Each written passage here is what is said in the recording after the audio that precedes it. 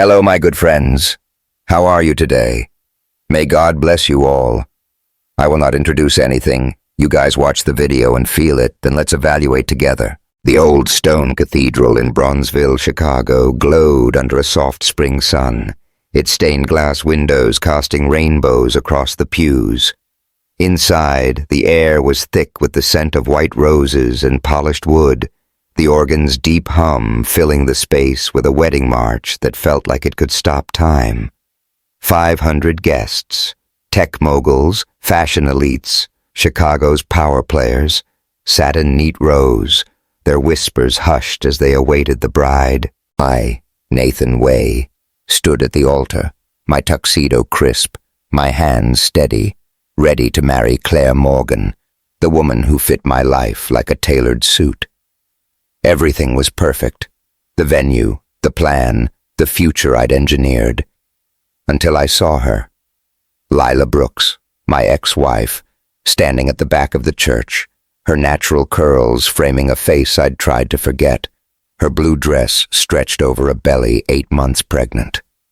Our eyes locked, and in that instant, my perfect life shattered. The music swelled, but it sounded distant, like it was coming from underwater. Lila's gaze held me, pulling me back to a time before billions, before headlines, when I was just a kid from Chinatown with big dreams and a heart she'd claimed. I barely noticed Claire gliding down the aisle, her designer gown catching the light, her smile practiced but tight. The guests turned to her, but I couldn't look away from Lila, from the truth she carried. Truth I'd buried under boardroom deals and ambition. My best man, Marcus, nudged me, whispering, "You good, man?" I wasn't. I couldn't be. The minister's voice started, warm and ceremonial, but it was noise. My chest tightened, my vows forgotten, and before I knew what I was doing, I stepped forward, my voice cutting through the hush. "Claire," I said, louder than I meant, my eyes still on Lila. "I can't do this. I'm sorry." The cathedral went silent, a collective gasp rippling through the crowd. Claire froze, her veil trembling, her face a mix of shock and fury. "Nathan, what are you doing?" she hissed, her voice low but sharp enough to cut glass. I didn't answer. I couldn't. I moved down the aisle against the flow of tradition toward Lila, who stood like a statue, her hand resting on her belly, her eyes wide but steady. The guests murmured, phones already out, recording the chaos. Marcus grabbed my arm, but I shook him off, reaching Lila as she took a step back, like she might run. "Nathan," she said, her voice soft but firm, laced with that Chicago cadence I'd loved. "I didn't come to ruin this." "Then why are you here?"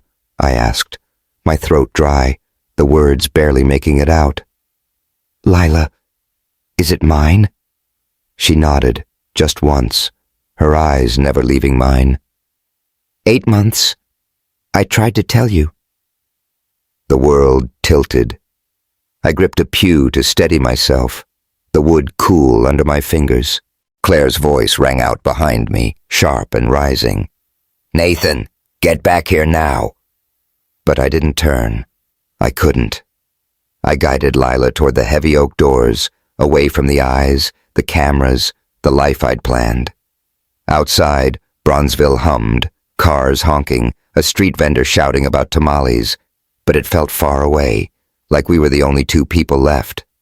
I'd just walked away from everything I'd built, and for the first time in years, I wasn't sure what came next.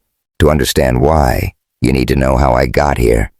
How a kid from Chicago's Chinatown became a billionaire, lost the woman he loved, and ended up breaking his own vows before they were even made. Let's rewind. My name's Nathan Way, and I'm the guy who turned a college coding project into Novasec, a cybersecurity firm that guards half the Fortune 500. At 35, I'd hit every marker of success, a $3 billion net worth, a penthouse in the Loop overlooking Lake Michigan, my face on magazine covers calling me Tech's new titan.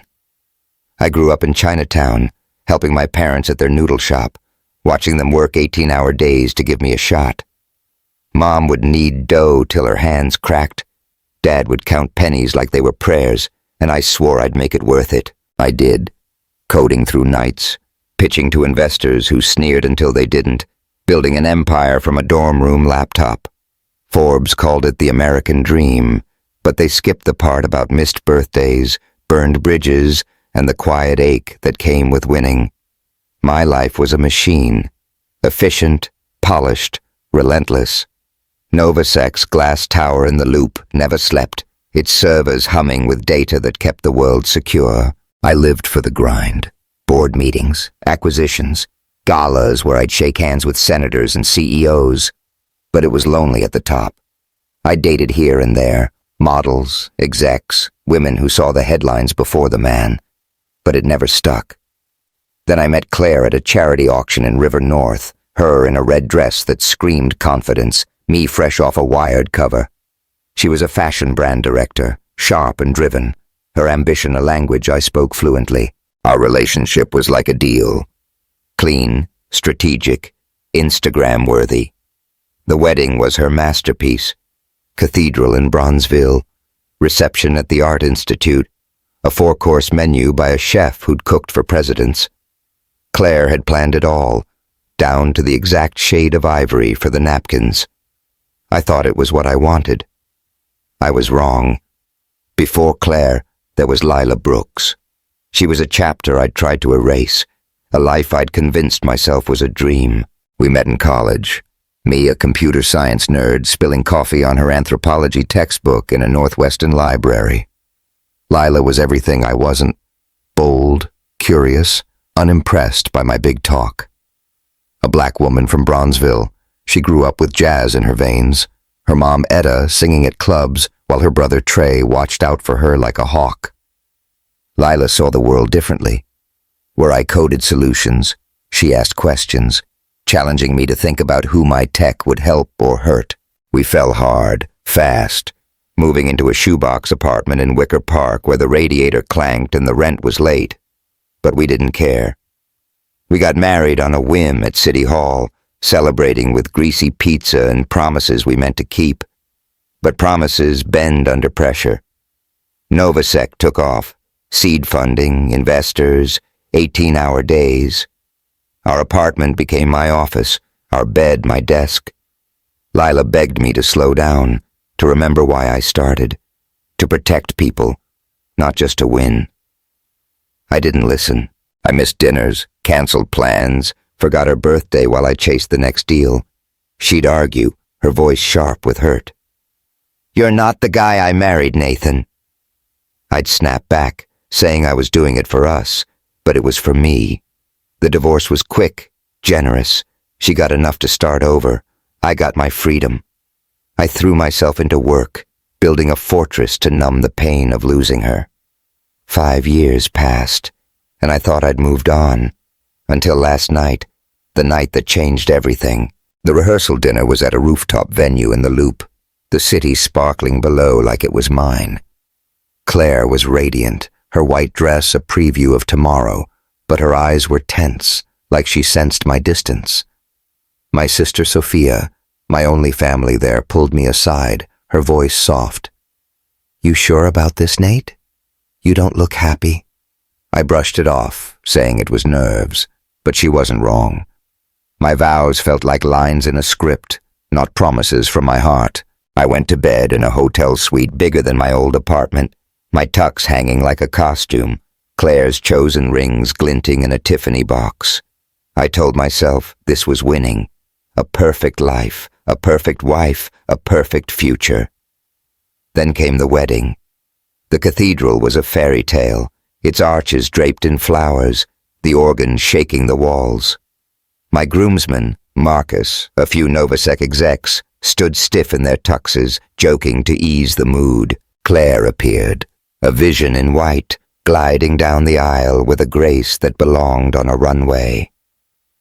I smiled, playing my part, until I saw Lila at the back, her blue dress simple but striking, her belly a truth I couldn't ignore. She didn't move, didn't wave, just watched me.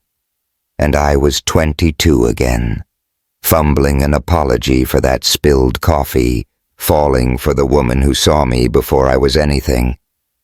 I don't know why I moved, instinct maybe, or guilt, but when I spoke those words, "I can't do this," and walked toward Lila, I wasn't thinking about Claire's guests or Novasec stock.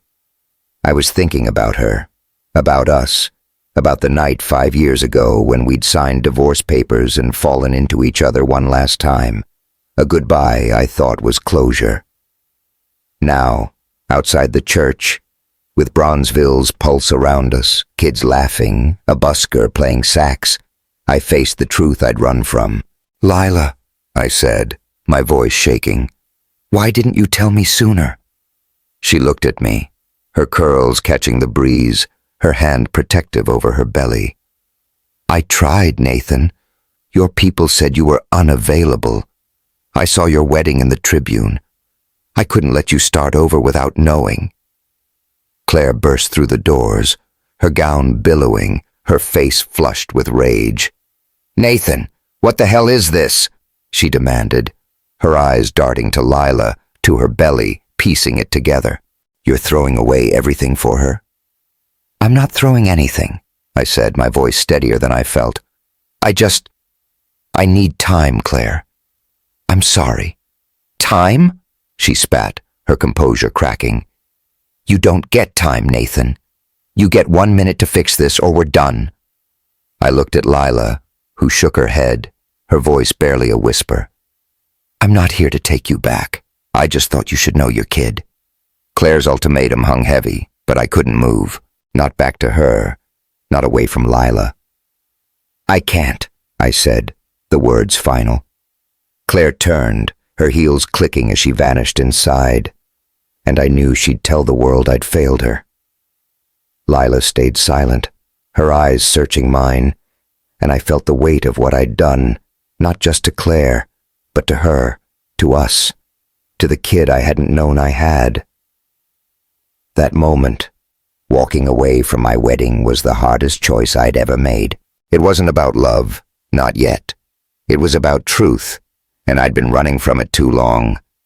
If you want to know what came next, how I faced the fallout and the woman who'd changed everything, stick with me. Because this wasn't the end. It was just the start of finding what really matters.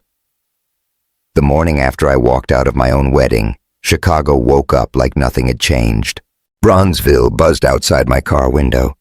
Vendors setting up fruit stands, kids chasing a basketball down an alley, the faint wail of a saxophone drifting from a corner bar. But inside me, everything was different.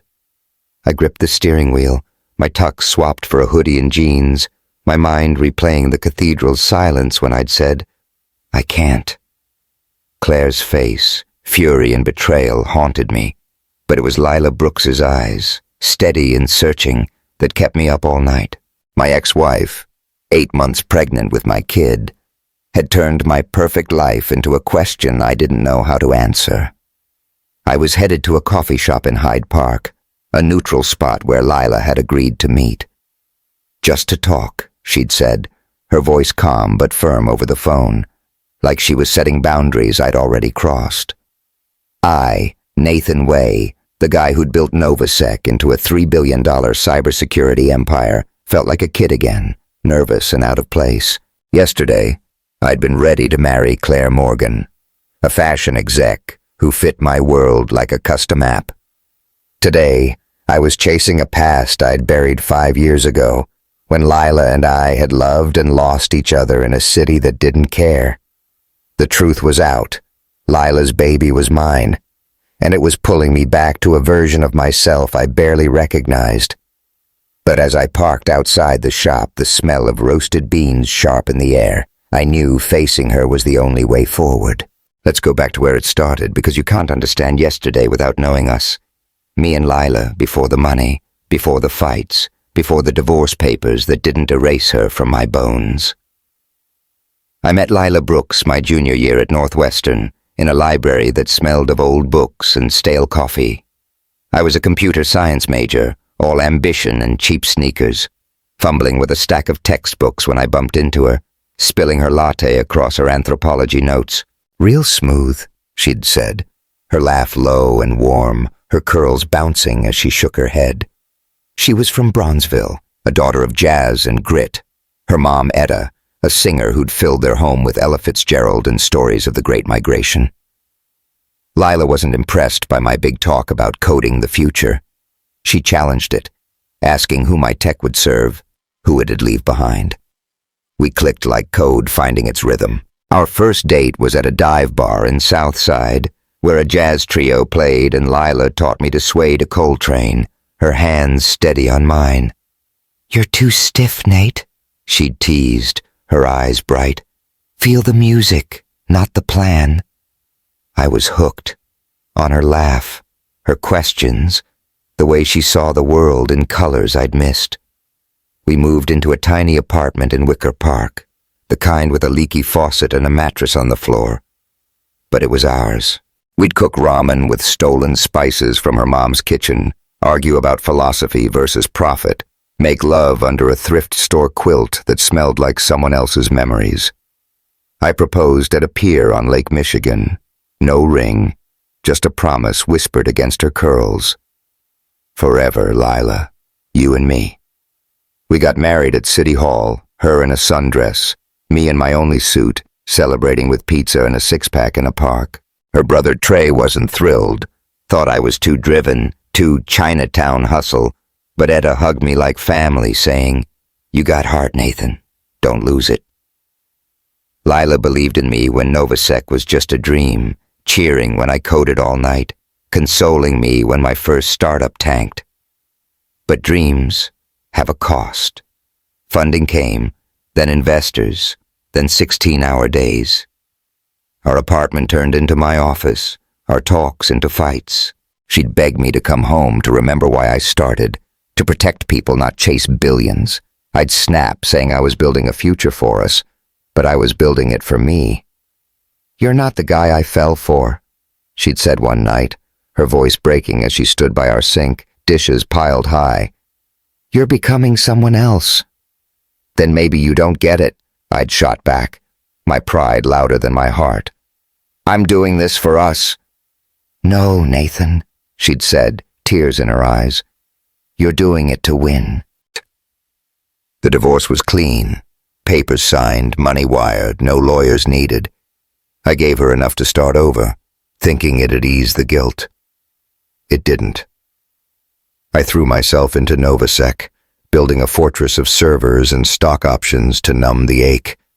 5 years passed, and I told myself I'd moved on, that Claire was the partner I needed, sharp, driven, a match for the man I'd become. But seeing Lila yesterday, her belly carrying a truth I hadn't faced, I knew I'd never stopped loving her. Not really. The coffee shop in Hyde Park was a cozy spot, its walls lined with books and flyers for poetry slams, the air thick with espresso and cinnamon. I slid into a corner booth, my hoodie doing a bad job of hiding the bags under my eyes. Lila walked in 10 minutes later, her blue coat loose over her dress, her curls free and wild, her stride slow but deliberate, like she was guarding something fragile. She sat across from me, her hands resting on her belly, her eyes wary but not unkind. "Thanks for coming," I said, my voice rougher than I meant. I don't even know where to start." "Then don't," she said, her Chicago drawl soft but firm, like she was setting the tempo. "I didn't come to Bronzeville to blow up your life, Nathan.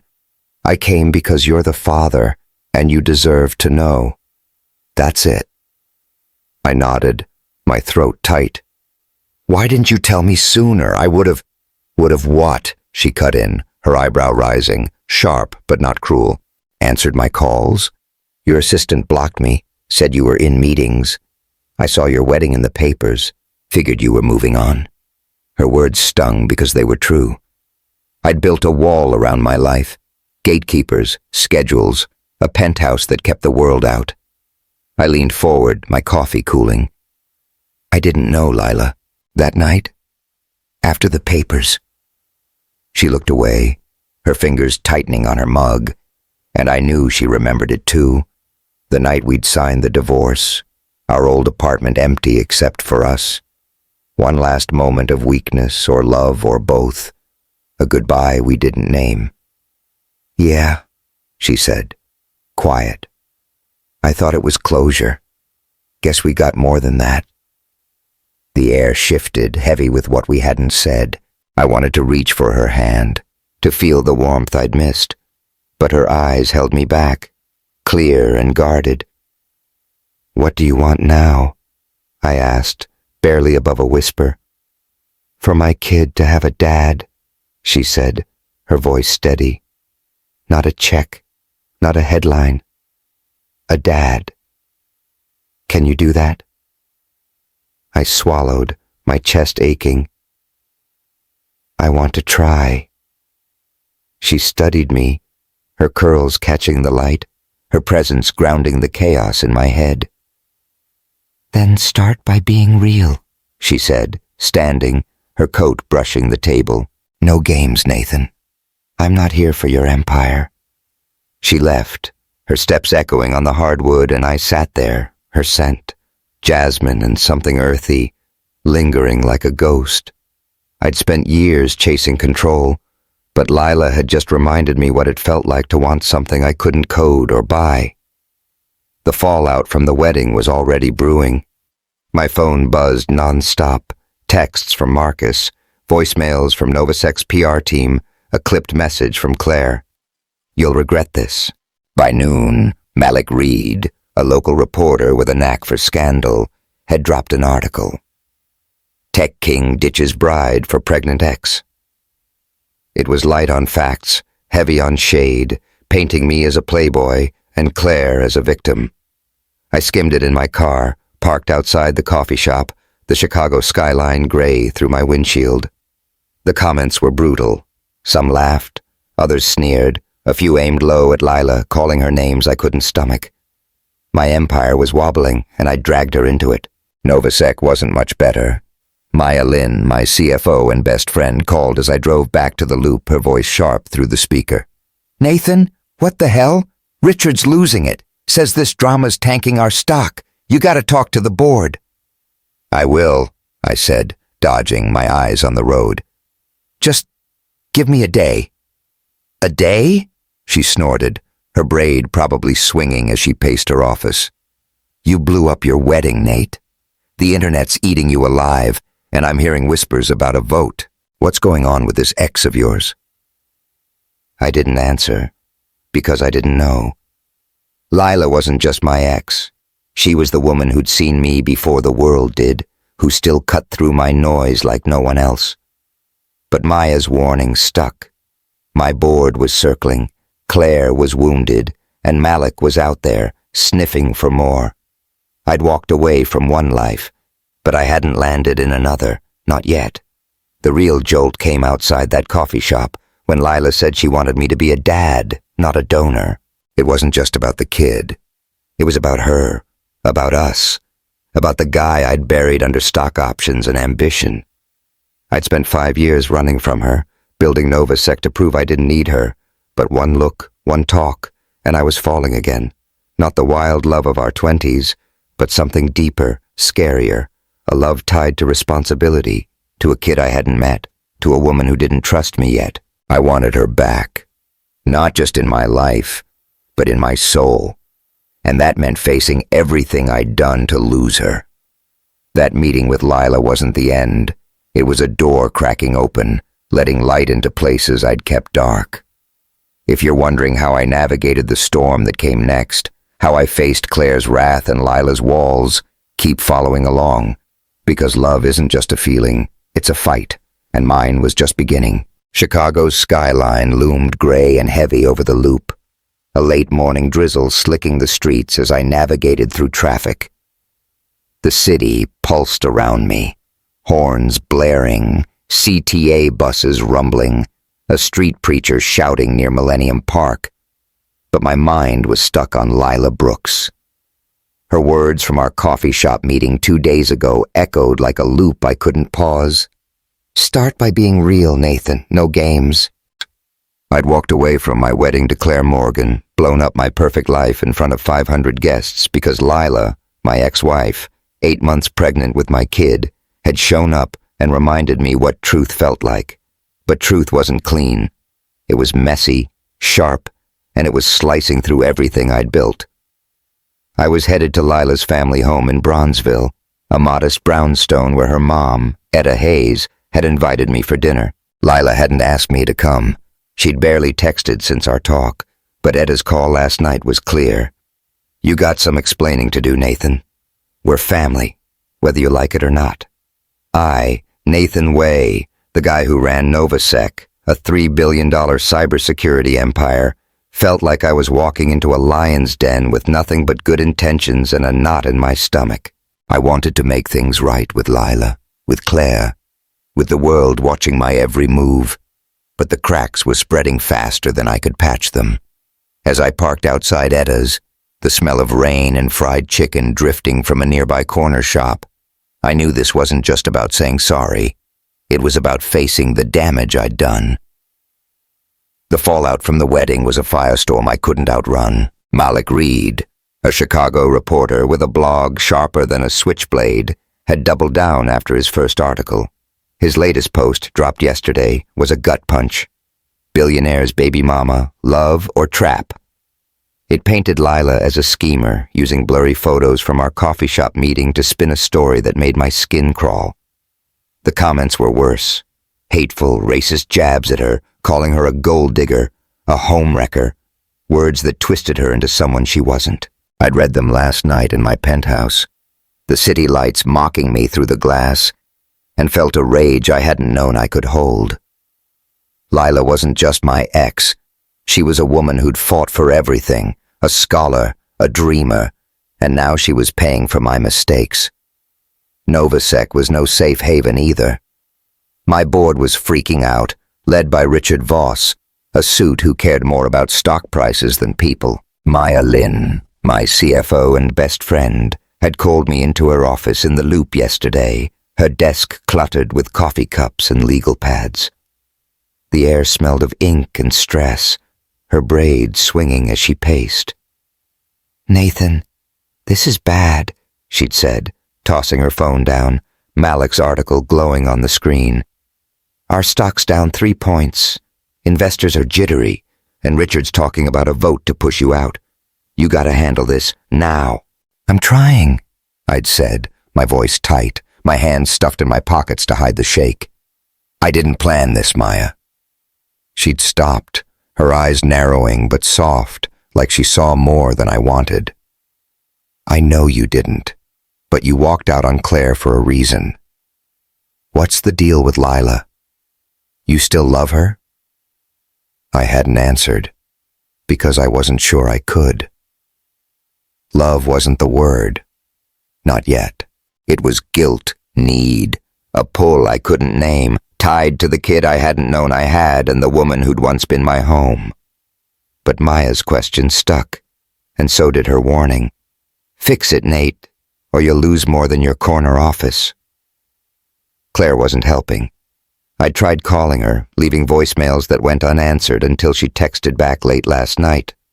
"Meet me tomorrow, we need to talk, too," I'd agreed, hoping to apologize, to explain, but I knew Claire Morgan didn't do forgiveness without a strategy. She was a brand, and I'd dented it. I was juggling too many fires. Novasec, Claire, Malik, and Lila was caught in the blaze. Etta's brownstone was warm and lived in, its front steps worn smooth by years of footsteps. The living room smelled of cornbread and collards, a record player spinning Billie Holiday low in the corner. Photos lined the walls. Etta on stage in the 70s, Lila graduating high school, her brother Trey in a lawyer's suit. I stood awkward in my jeans and sweater, clutching a bottle of wine I hoped wasn't too fancy, feeling like a kid meeting parents for the first time. Etta greeted me with a hug that was half welcome, half warning, her silver braids glinting under the light. "Sit, Nathan," she said, her voice smooth like her jazz days, pointing to a table set with mismatched plates. "We got some talking to do."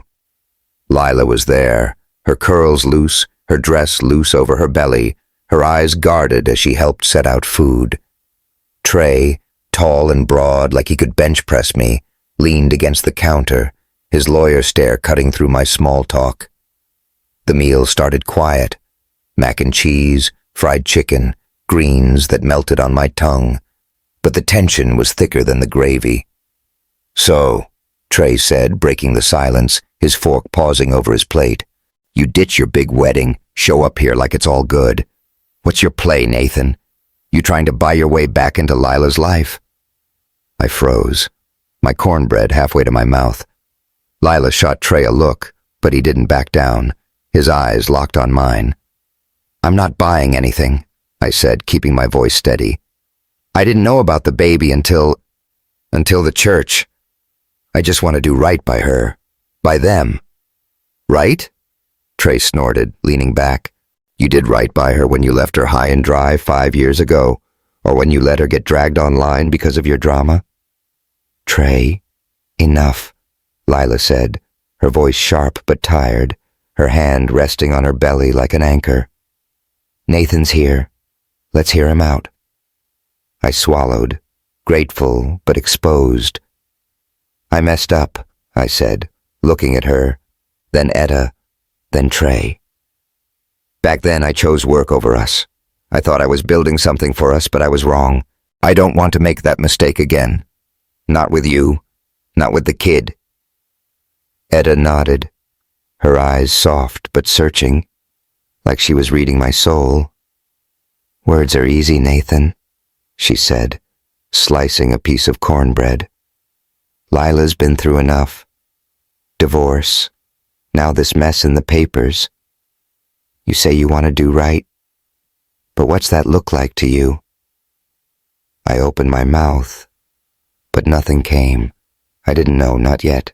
Lila's gaze was steady, her curls catching the lamplight, her presence pulling me like it always had.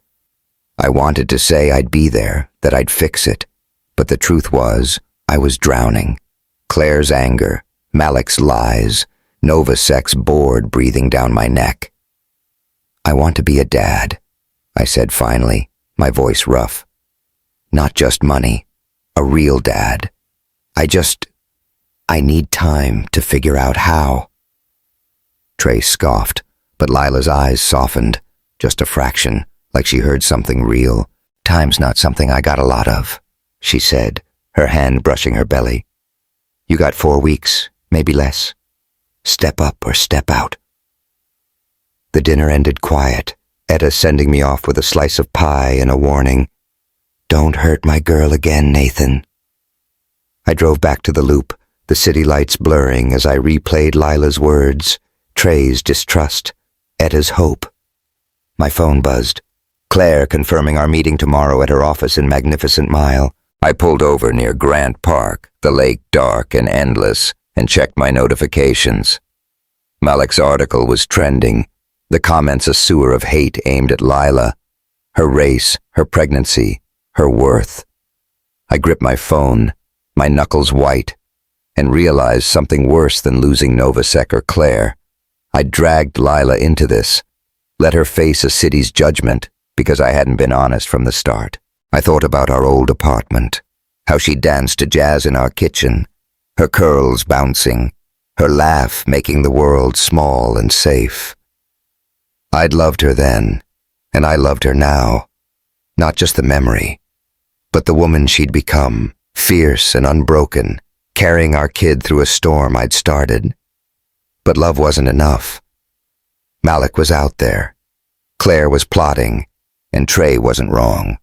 I'd hurt Lila before. If I didn't figure this out, I'd do it again, and that was a failure I couldn't live with. Claire's office was all glass and steel, a fashion brand's dream in the heart of Magnificent Mile. She sat behind a sleek desk, her suit sharp, her eyes colder than the lake in winter. "You humiliated me," she said, no preamble, her voice like a blade. 500 guests, Nathan.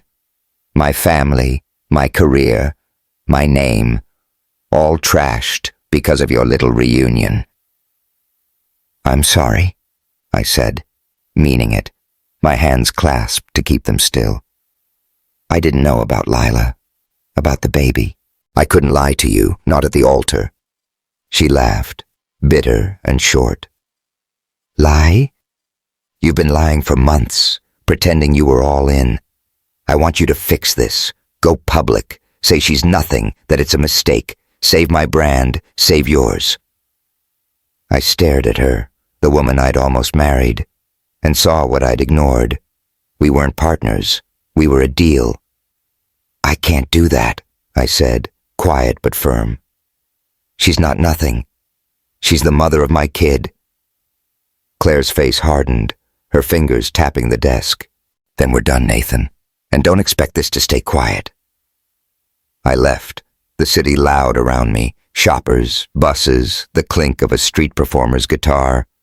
But I felt alone, Claire's threat hanging like a cloud. I tried to make it right, but I was losing ground. Lila's family, her community, deserved better than my chaos, and I wasn't sure I could give it. That dinner at Etta's, when Lila gave me 4 weeks to step up, was the moment I saw the cost of my silence. I wasn't just fighting for her or the kid. I was fighting for myself, for the guy I'd lost somewhere between Chinatown and the Loop. If you're wondering how I faced the knives coming for me, Claire, Malik, my own board, stick with me. Because the truth was about to get louder, and it wasn't letting go.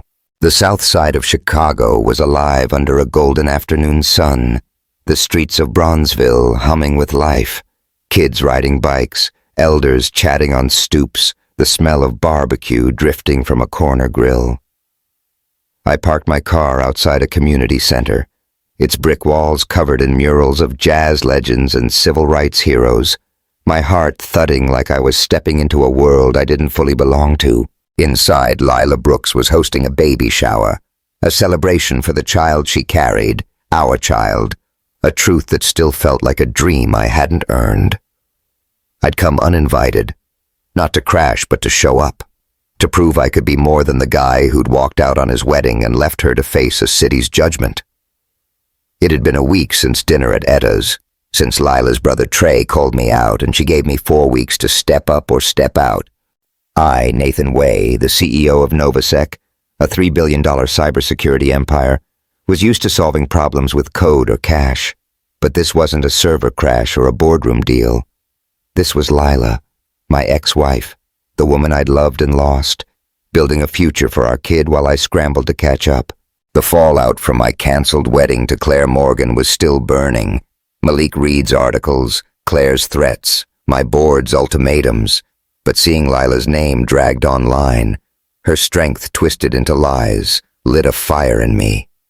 I wasn't just fighting for her or the kid. I was fighting to be someone they deserved. As I stepped into the center, the sound of laughter and jazz pulling me forward, I knew this was where I'd find out if I could. The community center was a burst of color and warmth, its gym transformed into a party. Balloons in soft blues and pinks floated above tables piled with soul food, fried chicken, mac and cheese, cornbread that smelled like Etta's kitchen. A banner read, "Welcome, little one," in looping script, and a small stage held a jazz trio, their horns weaving through chatter and clinking glasses. Kids darted between adults, stealing cookies, while women in bright dresses swapped stories and men grilled outside, smoke curling through an open window. It was Lila's world, Bronzeville, her community, her heart, and I felt like an outsider, my hoodie and jeans too plain for the occasion. I spotted Lila near a gift table, her curls loose under a yellow head wrap, her dress flowing over her belly, her laugh bright as she hugged a woman I didn't know. She hadn't seen me yet, and I stayed back, watching her move through the crowd, her presence steady, like she held the room together. Etta was there, silver braids gleaming, singing a Nina Simone cover with the band, her voice rich and haunting. Trey, Lila's brother, stood by a drink station, his lawyer suit swapped for a polo, his eyes scanning the room, probably for me. I took a breath, my hands sweaty, and stepped forward, clutching a small gift bag I'd brought. a stuffed panda, something my mom used to give me for luck. Lila saw me before I reached her, her smile faltering, then softening, like she wasn't sure what to make of me showing up. "Nathan," she said, her Chicago drawl warm but cautious, her hand resting on a stack of diapers. "Didn't expect you here." "I didn't want to miss it," I said, my voice rough, holding out the bag like a peace offering. "For the baby. I hope it's okay." She took it, her fingers brushing mine, a quick spark that reminded me of our old days, when a touch was enough to say everything. Her eyes flicked to the panda, and she smiled, small but real. "It's sweet," she said, setting it on the table. "Come on, grab some food. You're here now." I followed her to a buffet line, the crowd parting like they knew I was on trial. Etta waved from the stage, her grin sly, while Trey gave me a nod that wasn't quite friendly, but wasn't a challenge either.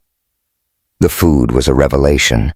Collards spiced just right, cornbread crumbling warm in my hands, and I ate standing, Lila beside me, her presence grounding the chaos in my head. We didn't talk much at first, just watched kids play tag, listened to the band, but it felt like a start, like I was earning a place in her orbit.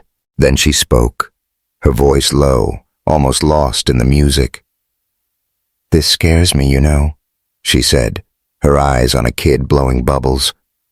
"Being a mom. Doing it alone, maybe.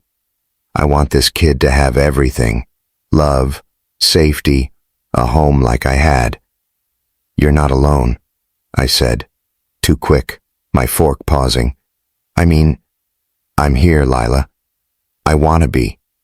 She looked at me, her curls catching the light, her eyes searching like they could see through my soul. "Wanting's not enough," she said, not unkind. "You've got a big life, Nathan. Company, headlines, that whole world. Can you fit a kid in it? Can you fit us?" Her words hit hard because I didn't know. Novasec was a beast, its servers humming in the loop, my board demanding I clean up the wedding mess. Claire's threat, "Don't expect this to stay quiet," still hung over me, and Malik's articles were relentless, the latest one calling Lila a distraction for my empire. I'd tried apologizing to Claire yesterday, meeting her at a rooftop bar in River North, the city sparkling below like it was mocking us. "I'm sorry," I'd told her, my whiskey untouched. "I didn't mean to hurt you." "You didn't just hurt me," she'd snapped, her eyes like ice. "You humiliated me, Nathan. My brand's taking hits, my clients are whispering. Fix it. Say she's a mistake or I'll make sure everyone knows you're a fraud." "I can't," I'd said, my voice low. "She's not a mistake. She's my kid's mom." Claire had laughed, cold and final. "Then you've chosen, and you'll pay for it." I'd left, the city loud around me, knowing she meant it. But standing here with Lila, her question, "Can you fit us?" was heavier than Claire's threats. "I'm trying," I said, meeting her gaze. "I don't know how yet, but I'm trying." She nodded, like she heard me but wasn't sold, and went back to the crowd, her head wrapped bright against the room. I stayed, helping stack gifts, joking with a kid who called me Panda Guy, feeling like I was part of something real for the first time in years. That night, after the shower, Lila asked me to help paint the baby's room at her apartment, a small place above a bookstore in Bronzeville. The walls were bare, the air smelled of fresh paint, and a radio played low. Erica Badu, her voice wrapping around us. We worked side by side, rollers dripping blue, our silence comfortable but heavy. She wore an old t-shirt, her curls tied back, her belly making every move deliberate, and I couldn't stop stealing glances, remembering how she'd hum like this in our old kitchen. "You're staring," she said, catching me, her smile teasing but soft, paint smudged on her cheek. "Sorry," I said, laughing, my roller pausing. "Just, you look happy." It's nice. She shrugged, dipping her brush. I'm trying to be. This kid's coming, Nathan, whether I'm ready or not. Gotta make a home for her. Her? I asked, my heart skipping. It's a girl? Lila nodded, her eyes warm. Yeah, I was gonna tell you. You got names in mind? I grinned, the idea of a daughter sinking in, real and terrifying. Maybe Ava? After my mom. She tilted her head, considering. Ava Brooks. Sounds strong. I like it. We painted until midnight, talking about her research, my old coding days, the fights we'd had and the love we'd lost. It wasn't a fix, but it was a bridge, and when she hugged me goodbye, her arms tight for a second, I felt it. I didn't just want to be a dad on paper. I wanted to be there for her, for Ava, for the family I hadn't known I needed. But the world wasn't done with me. Back at Novosek, the board was restless. Maya met me for tacos in Pilsen the next day, her face grim over a plate of all-pastor. Richard's pushing for a vote, she said, her braid swinging as she leaned in. Says your personal issues are a liability. And Malik's sniffing around. Someone saw you at the shower. I cursed under my breath. The city loud around us. Mariachi music, kids laughing. What's he got now? Nothing solid, she said. But he's digging. You gotta be careful, Nate. Lila's getting hit hard online. People are vicious. I nodded, my stomach twisting. I'd seen the comments, racist, cruel, tearing into Lila's worth because of me. I'd done something last night, after painting. Wired a grant to Lila's community research group, anonymous, to help her work. It wasn't enough, but it was a start. I'd also pushed Novosek to fund free cybersecurity for nonprofits, a move that made Richard livid but felt right, like the kid I'd been, coding to protect, not to win. The baby shower was a turning point. But painting that room with Lila was where I saw it clear. I wasn't just chasing forgiveness. I was chasing a life I'd walked away from. I wanted to be Ava's dad, Lila's partner, not in romance, but in truth. But Claire was out there. Malik was watching, and my board was sharpening knives. I'd started something I couldn't stop, and it was about to test everything I had. The Chicago sky was a bruise of clouds over Hyde Park, the kind that held rain like a threat, mirroring the storm brewing inside me. I stood by the lakefront, the water lapping gray and restless against the rocks, my hoodie doing little against the damp chill. Lila Brooks had asked me to meet her here, her text short and sharp. We need to talk. Now. A week had passed since I'd painted her baby's room, since I'd felt a flicker of hope that I could be more than the guy who'd wrecked everything. My wedding to Claire Morgan, Lila's peace, my $3 billion empire at Novosek. But yesterday, that hope got torched. Claire went on live TV, calling me a liar who'd humiliated her, and Malik Reed's latest article twisted Lila's life into a scandal, dragging her name through the mud. Worse, Lila had found out I'd funded her research group in secret, and the hurt in her voice over the phone cut deeper than any headline. I, Nathan Way, had spent months chasing truth, walking out on my wedding when Lila showed up pregnant, trying to be a dad, trying to be real. But every move I made seemed to hurt her more, and now I was losing ground. The board at Novosek was circling. My sister Sophia was texting warnings about our family's name, and the city's gossip was a knife at Lila's back. As I saw her walking toward me, her curls tucked under a scarf, her coat loose over her belly, her eyes hard with something I hadn't seen before, I knew this wasn't just a talk. It was a reckoning, and I wasn't sure I'd walk away whole. The chaos started 3 days ago, when Claire Morgan decided to fight back. I'd seen her face on a morning talk show while grabbing coffee at a diner in the Loop, the TV blaring over the clink of plates.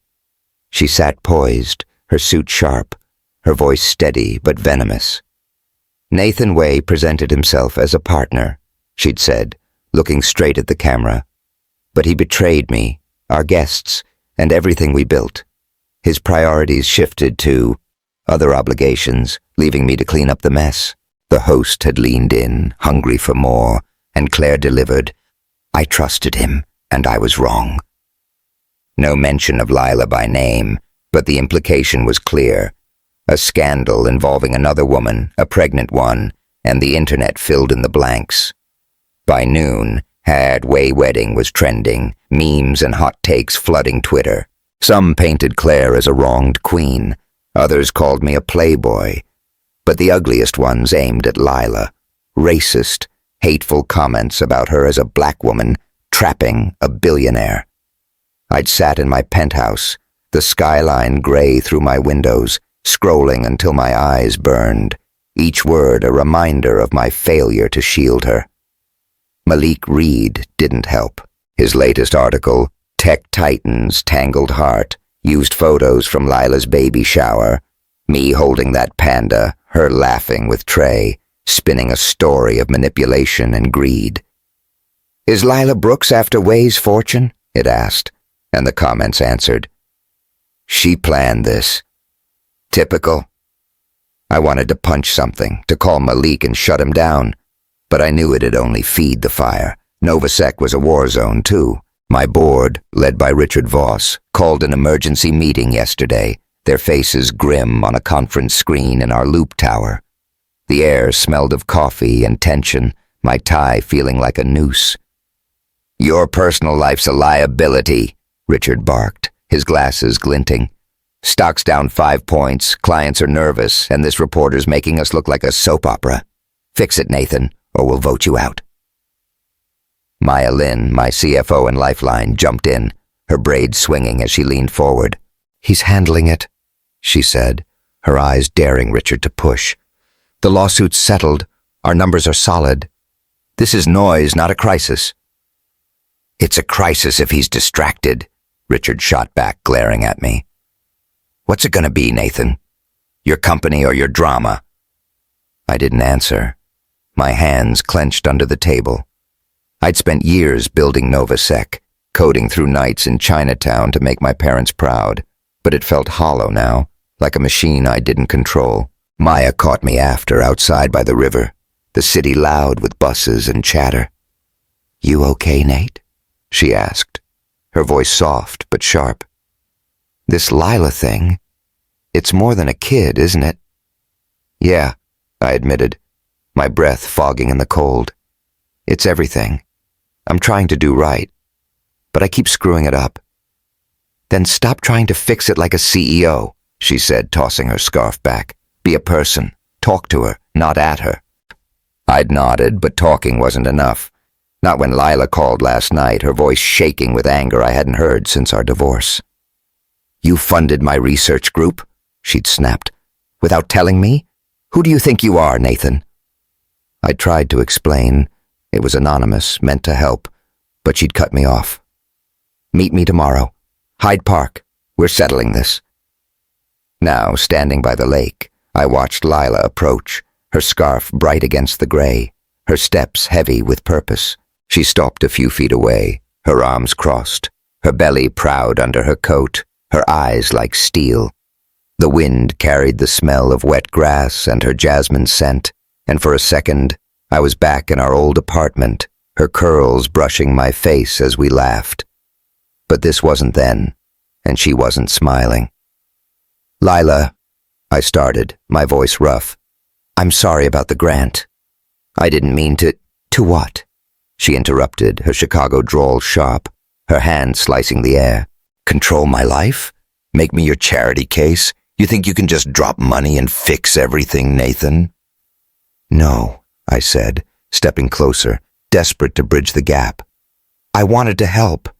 Your work, it's important, Lila. I didn't want you to lose it because of me. Her laugh was bitter, raw, nothing like the sound I loved. Because of you? She said, her eyes flashing. You don't get it, do you?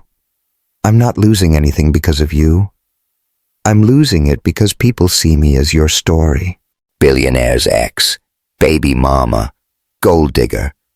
I can't go online without seeing my name trashed, my work questioned.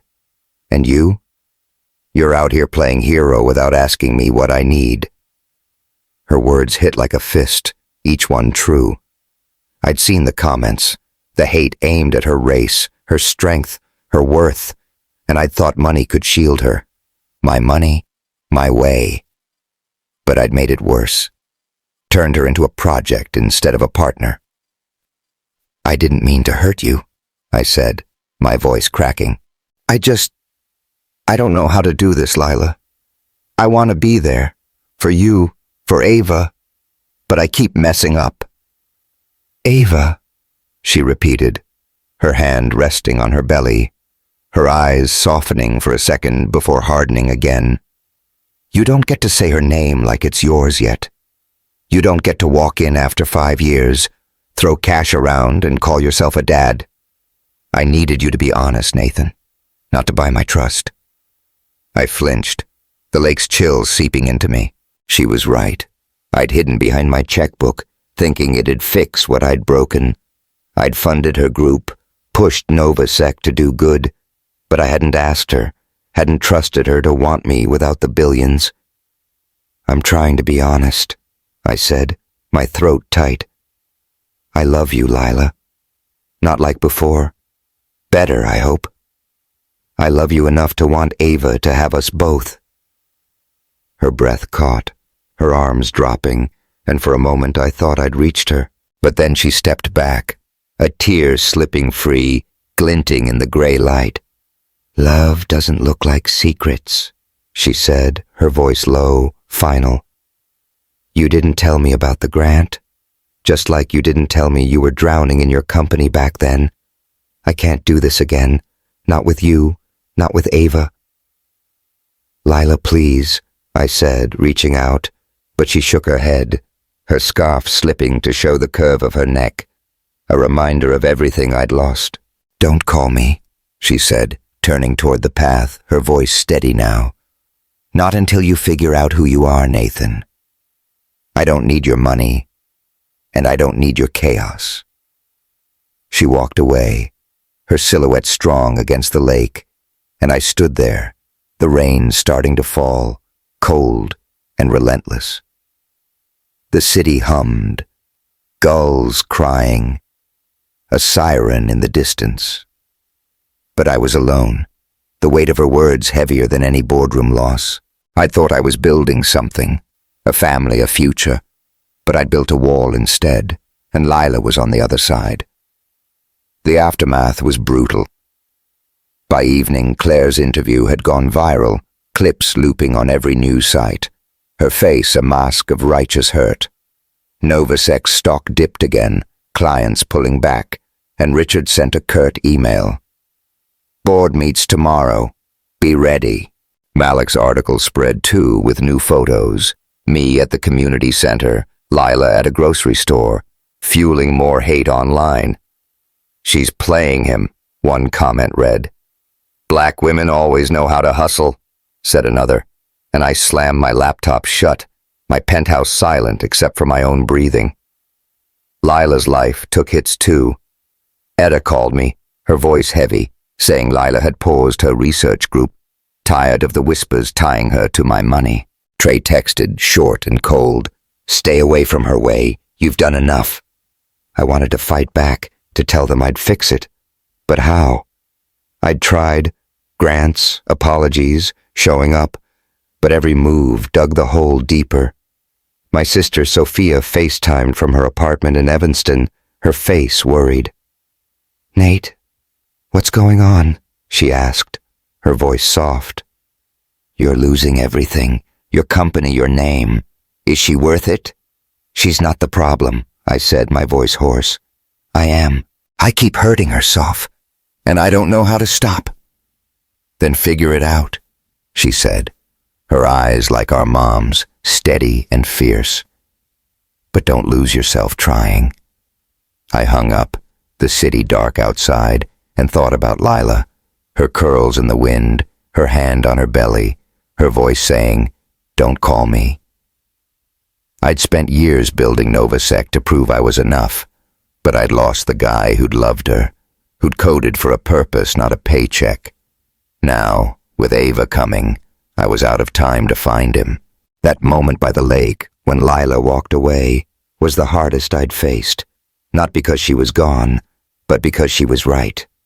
I wasn't the man she needed, not yet, and I'd hurt her by pretending I could be. If you're wondering if there was any way back, any chance to rebuild what I'd broken, hold on. Because the fight wasn't over, and it was about to change everything. The air in Bronzeville was crisp, carrying the hum of Chicago's evening pulse. Car horns, laughter, the faint strum of a guitar from a street corner. I stood outside a community arts center, its windows glowing with warm light, the sound of jazz and chatter spilling onto the sidewalk. Inside, a showcase was underway, a celebration of local talent and dreams organized by Lila Brooks to fund her research and keep her community's heart beating. I clutched a small leather journal in my pocket, my mom's old recipe book from our Chinatown days, its pages worn with her handwriting. Noodle soups, dumplings, memories of a life before billions. It was my last chance to show Lila what she meant, not with money or promises, but with truth. I, Nathan Way, had spent months chasing redemption since walking out on my wedding to Claire Morgan, when Lila, my ex-wife, pregnant with our daughter, turned my world upside down. Her words by the lake last week, "Don't call me until you figure out who you are," had left me hollow. But yesterday, a bombshell hit. Lila was up for a research job in Seattle, a chance to start fresh with Ava, away from Chicago's gossip and my mistakes. My sister Sophia had overheard it from a friend at Lila's community group, her text blunt. "She's leaving, Nate. Do something or lose them." I'd hurt Lila, dragged her through Malik Reed's headlines and Claire's venom, but I couldn't let her go thinking she wasn't enough. Not for me, not for this city. Tonight, I'd show her I'd learned not to win her back, but to let her shine. The Arts Center was alive, its halls packed with Bronzeville's soul.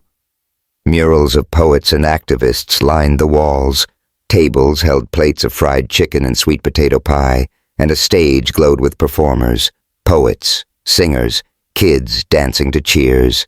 The air smelled of coffee and perfume. The crowd a mix of families, artists, and elders swapping stories like currency. I slipped in quietly, my jacket plain, my face half hidden by a cap, trying not to draw eyes. Lila was near the stage, her curls loose under a green head wrap, her dress flowing over her belly, her laugh bright as she hugged Etta, her mom, who swayed to a saxophone's wail.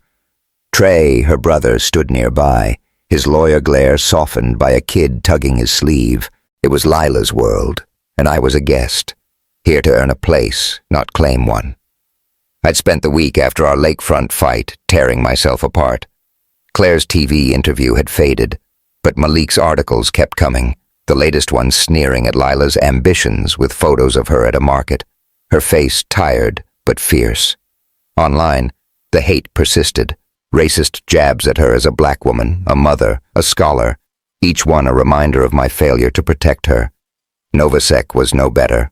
Richard Voss had pushed for a vote to oust me, and though Maya Lin fought him off, the board's trust was thin. I'd funneled grants to nonprofits inspired by Lila's work, but it hadn't filled the hole she'd left. Then Sophia's text about Seattle hit, and I knew. I couldn't fix this with silence or cash. I had to act, openly, as Nathan, not the CEO. I'd organized tonight's showcase through a community fund, anonymous until now, to boost Lila's research without strings. No control, no secrets, just support for her dream. The journal in my pocket was personal, a piece of my past to show I believed in hers. As the crowd settled for the next act, a poet reciting verses about resilience, I caught Lila's eye. She paused, her smile fading, then nodded, like she'd expected me but wasn't sure why. I waited until the poem ended, applause filling the room, and approached, my heart pounding like it did that first day we met. "Lila," I said, keeping my voice low, the journal heavy in my hand. "Can we talk? Just a minute." She crossed her arms, her head wrap catching the stage lights, her eyes wary but curious, like she was weighing my worth. "You got some nerve showing up after I told you to back off," she said, her Chicago drawl sharp but not cold. "What's this about?" I took a breath, the room loud around us, kids laughing, Etta's voice calling someone sugar, and stepped closer. "I heard about Seattle," I said, my voice steady despite the shake in my chest. "You're thinking of leaving, and I can't let you go without saying I'm sorry. Not just for the grant. For everything. Hurting you, hiding, making you feel like you're not enough." Her eyes widened, then narrowed, her hand brushing her belly, Ava's presence a silent anchor. "Who told you about Seattle?" she asked, her tone guarded. "Trey? Etta?" "Doesn't matter," I said, shaking my head. "What matters is you. I've been wrong, Lila.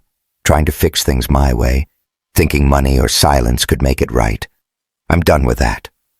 She studied me, her curls framing a face I'd memorized years ago, her strength pulling me like gravity. "So, what's changed?" she said, her voice softer now, testing. "You figured out who you are in a week?" "Not all of it," I admitted, pulling the journal from my pocket, its leather soft from years of touch. "But I'm starting." This was my mom's. Recipes, stories, the life she lived for me and Sophia. She was like you, strong, real, dreaming bigger than the world let her. I want you to have it. For Ava. For your work. Not because I'm buying you, but because I believe in you. Lila took it, her fingers grazing mine, warm and steady, and I felt a spark, not wild like before, but deep, like roots finding soil. She opened it, her eyes scanning the faded ink. My mom's lo mein recipe, a note about my first coding win, and her breath hitched, a tear catching the light. "This is heavy, Nathan," she said, looking up, her voice thick. "Why now?" "Because I don't want you to leave thinking you're alone," I said, my throat tight. "You're not my redemption, Lila. You're my reason. I love you, not to own you, but to lift you up. I want to be Ava's dad, your partner, whatever that means, even if it's just this." She laughed, a small broken sound, wiping her eyes with her sleeve. "You're still crazy, you know that?" "For you, yeah," I said, smiling through the ache. "Always." The silence stretched, the jazz band kicking into a new tune, upbeat and soulful, and I thought she'd walk away. But then she reached out, her hand resting on mine, her touch a lifeline I hadn't earned. "I'm not saying we're good," she said, her voice steady, her eyes clear. "I'm not even saying I'm staying, but this—" She held up the journal. "It's real. Don't mess it up by pushing." "I won't," I said, my heart full, raw. "Whatever you need, Lila, I'm here." She nodded, tucking the journal into her bag, and moved back to the crowd, her silhouette strong against the lights. I stayed, watching her laugh with Etta, hug a kid, her presence anchoring the room. I'd given her my truth, my mom's heart, and it was enough, not to bind her, but to free us both. The next day, I did something I'd never planned. I held a press conference at Novosec's tower in the Loop, cameras flashing as I stepped to the mic. The city sparkled behind me, but my focus was clear. "I've made mistakes," I said, my voice steady. "I hurt people, Claire Morgan, Lila Brooks, myself, by hiding who I am. Lila's not a headline. She's a scholar, a mother, a force, and I'm proud to share a daughter with her." The clips went viral, some calling me reckless, others calling it courage, but I didn't care. I'd chosen truth, not image, and it felt like breathing again. Novosec's board wasn't thrilled. Richard pushed for a vote, but Maya rallied enough support to keep me CEO. For now. I stepped back anyway, handing daily ops to her, focusing on projects that mattered. Free cybersecurity for shelters, schools, groups like Lila's. Claire surfaced online, announcing a new deal, her tone softer, like she'd found her own peace. Malik's articles lost steam, the city moving on to fresher scandals. Lila didn't take the Seattle job.